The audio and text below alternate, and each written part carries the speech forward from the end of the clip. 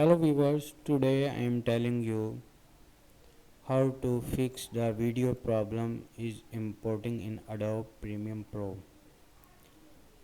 There is a clip, you can see this clip have a video, but when you import in timeline there is no video, only audio.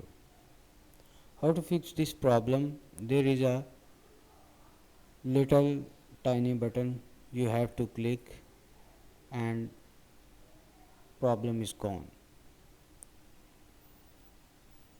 These are the button you have to click. I'm clicking on that button. When this button are turned on,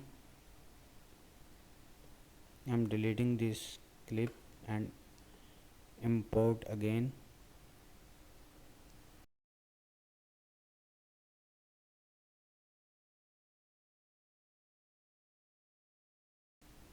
That's all.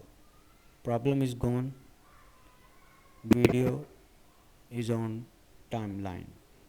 If you like my channel, please subscribe, thumbs up, comments and share. Thank you. Goodbye.